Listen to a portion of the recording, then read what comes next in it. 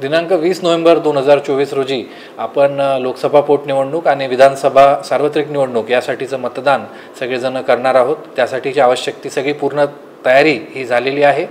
आपल्या जिल्ह्यामध्ये 27 लाखांपेक्षा जास्त मतदार या दिवशी मतदान करू शकतात। त्यांच्यासाठी आवश्यक असणारी सगळी यंत्रणा उभी केलेली आहे। यामध्ये 3088 मतदान केंद्रांची आपण स्थापना केलेली आहे, ज्यापैकी 2082 हे नांदेड लोकसभा क्षेत्रामध्ये समाविष्ट आहेत। या सगळ्या ठिकाणी मतदान कर्मचाऱ्यांची नियुक्ती, त्यांचं प्रशिक्षण, ईव्हीएम मशीन्सची उपलब्धता या सगळ्या गोष्टींची आपण पूर्तता केलेली आहे।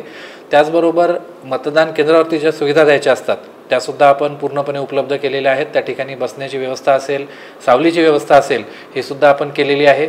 विशेष म्हणजे मतदार जे येतात त्यांना लवकरात लवकर मतदान कसं करता येईल यासाठी सुद्धा विशेष प्रशिक्षण आपण यावेळेस सगळ्या मतदान अधिकारी कर्मचारी यांना दिलेलं आहे। नांदेड लोकसभा क्षेत्रामध्ये तर एक वेगळाच अनुभव यावेळेस आपल्या मतदारांना येईल, ते म्हणजे एका शाहीमध्ये आपल्याला 2दा मतदान करता येणार आहे।